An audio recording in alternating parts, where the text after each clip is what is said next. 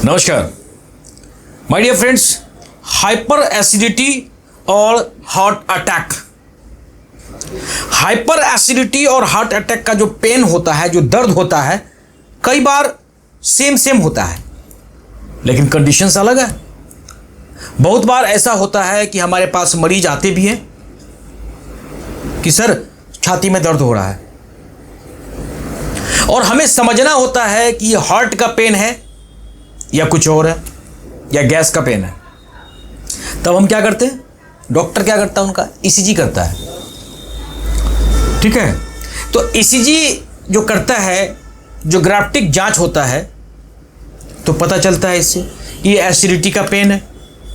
तो क्या करते हैं, हम उसको क्या किए, डाइजिन का सिरप दे दिए अगर एसिडिटी का पेन है, ओमेप्राजोल का पिल्स दे दिए, पेंटॉप 40 दे दिए टैबलेट हैं। फिर क्या कहते हैं हम लोग कि भाई आप लोग फ्रिज में से ठंडा दूध जो है पी लो।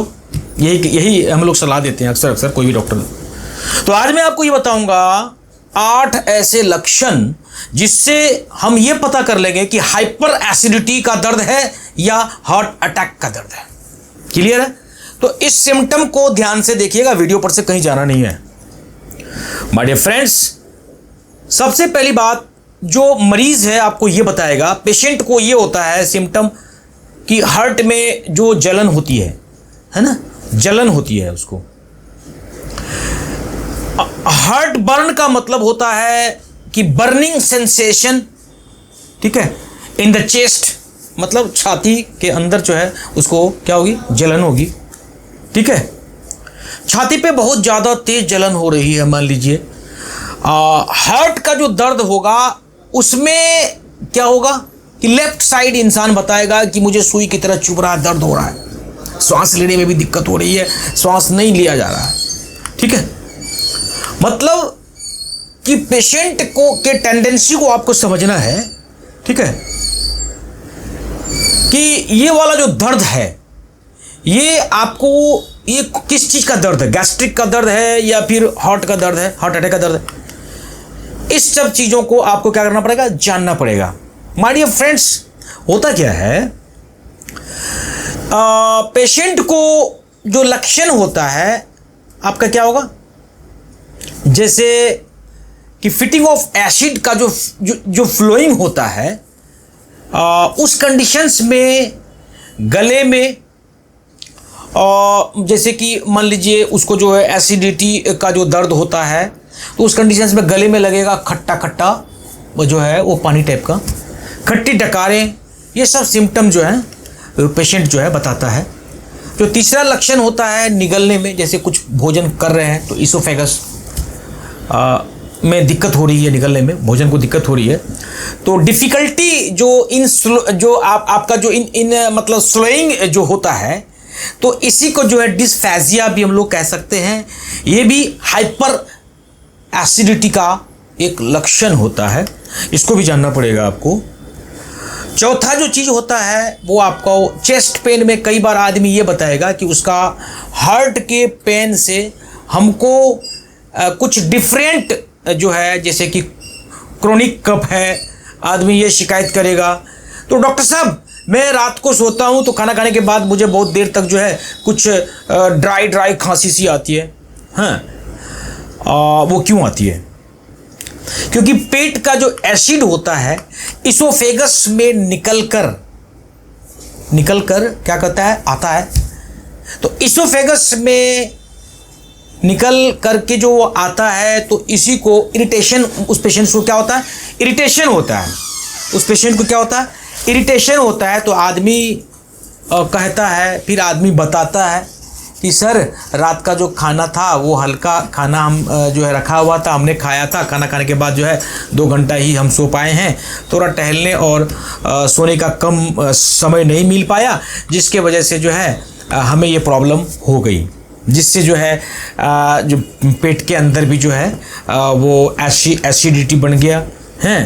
तो इसोफेगस में से निकलकर पूरा का पूरा जलन होता है। इस कंडीशंस में भी उस पेशेंट्स को दर्द हो सकता है। अगला जो लक्षण होता है, आदमी ये बताता है कि जैसे सपोज कि सर मैं सुबह उठता हूँ तो मुझे ऐसा लगता है कि मेरी आवाज़ कुछ जो है भारी भारी टाइप का निकल रहा है हैं, और जो है बोलने में दिक्कत हो रही है, साफ नहीं है। ये क्यों होता है? ये इसलिए होता है कि जब आपका हाइपर एसिडिटी होती है तो पेट का जो एसिड ट्रेवल करता है वो ऊपर ऊपर, जिसके वजह से जो है मतलब ये सिस्टम जो है अक्सर देखने को मिलता है। तो ये चीज़ जो होता है, कम से कम पेशेंट को जो है श्वास लेने में भी दिक्कत हो सकती है। कई बार आदमी ये बताता है कि गले में मुझे कुछ जो है लंप जैसा महसूस हो रहा है, उभरा टाइप का है। इसको जो है क्या नाम है, ग्लोबस सेंसेशंस भी हम लोग कह सकते हैं। तो ये भी एक लक्षण होता है हाइपर एसिडिटी का, इसको भी हमको समझना पड़ेगा। जो लास्ट लक्षण होता है नौजिया का, जब पेशेंट खाना खाता है या खाने वाला होता है तो उसको नौजिया के जैसे फीलिंग होती है हैं। इस कंडीशंस में भी जो है इस लक्षण को आपको याद रखना पड़ेगा। ये भी हाइपर एसिडिटी के गिनती में आता है, तो इसका डायग्नोसिस जो है हम लोगों को करना पड़ता है हैं। तो इसका जो डायग्नोसिस होता है अक्सर ये सब आदमी के पास नहीं होता है, वो आपको गैस्ट्रोलॉजिस्ट होते हैं उनके पास, जो गैस्ट्रो के डॉक्टर होते हैं उनके पास होता है। तो इस सारा का सारा सिम्टम जो है एक ही बात पर ख़त्म होता है, क्या, जो खाना खाने का जो टाइमिंग होता है उसको आपको सेट करना पड़ता है। कि रात में खाना जो खाता है इंसान, बस यानी कि दिन में खाया तो वो अभी तक पचा ही नहीं है, जिसके वजह से जो है फिर रात में भी खाना खा लिया, वो भी कुक्ड फूड खा लिया।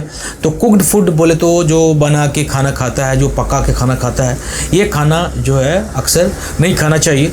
और पार्टी और फंक्शंस में भी, रात में कहीं शादी में गए या किसी ये रिसेप्शंस कोई पार्टी है, उस पार्टी में गए तो हमने क्या किया, कुछ मोमोज़ खा लिया, हमने क्या किया, कुछ समोसा खा लिया, यानी कि जितने भी जंक फूड है ये सब हमने खा लिया। इससे भी आपको जो है एसिड रिफ्लेक्शंस की शिकायत आपको आ सकती है।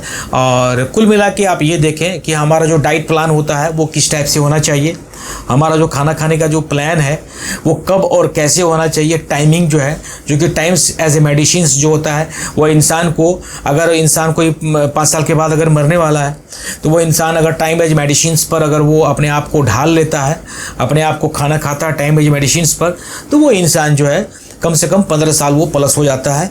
यानी कि 5 साल के बाद नहीं मरेगा, 15 साल और यानी कि 20 साल के बाद वो मरेगा। क्योंकि टाइम एज मेडिसिन्स जो है बहुत बड़ा प्ले करता है, बहुत बड़ा रोल करता है ये हमारे इंटरनल जो ऑर्गेन्स होता है उसको, और जो डेड सेल्स होते हैं उसको भी बहुत बड़ा रोल करता है ये। जो डेड सेल्स होते हैं और फिर डेड सेल्स ख़त्म, जैसे कि कोई सेल है तो वो ख़त्म हो जाएगा, और जो नया सेल्स है वो अल्टीमेट रूप से वो क्या होगा, रिपेयर होकर के नया सेल क्रिएट हो जाता है। तो ये भी हम लोगों को जो टाइम एज मेडिसिन्स पर ही हम लोगों को डिपेंड रहना चाहिए, ऑल फैमिलीज़ को। अगर कोई कहता है कि सर डायबिटीज़ 2 हमारे पेशेंट्स को है या डायबिटीज़ टाइप 1 है, तो वो इंसुलिन पे ज़िंदा है, इंसुलिन ले रहा है। और कभी कभी ये भी होता है कि आपने देखा होगा कि पेशेंट जो है टैबलेट चलने के बाद भी, इंसुलिन चलने के बाद भी, डायबिटीज़ वाले पेशेंट को क्या होता है कि कॉन्स्टिपेशंस हो जाती है। हाँ, मतलब पेशेंट्स ये कहता है कि सर इंसुलिन भी ले रहा हूँ, शुगर लेवल जो है कंप्लीट, कभी तो ठीक होता है, कभी नहीं ठीक होता है, कभी बढ़ जाता है, कभी शुगर घट जाता है। तो मैंने क्या बोला, अगर आप टाइम एज मेडिसिन लेते हैं तो आपका जो शुगर लेवल है वो बिल्कुल कंट्रोल लेगा, ना तो बढ़ेगा ना तो घटेगा। जो आपका हाइपरटेंशन है, जो ब्लड प्रेशर्स है, वो ना तो ज़्यादा हाई होगा ना तो ज़्यादा लो होगा। यानी कि आपको मेडिसिन पर डिपेंड रहने की ज़रूरत नहीं पड़ेगी। एक बार आप ट्राई तो करें। दोस्तों, वीडियो कैसा बनता है आप हमारी कमेंट में आइए और बताइए। हो सकता है इससे भी अच्छा कोई टॉपिक्स अगर आपको वो लग रहा है तो आप हमको कमेंट में आइए, बताइए। हम उस टॉपिक पर वीडियो बनाएंगे और कोशिश करेंगे अच्छे से अच्छे ढंग से आपको हम एक्सप्लेन करने की कोशिश करेंगे। मिलते हैं अगले वीडियो में। वीडियो को देखिए, मस्त रहिए और अपना ख्याल रखिए, स्वस्थ रहिए। जय हिंद, जय भारत।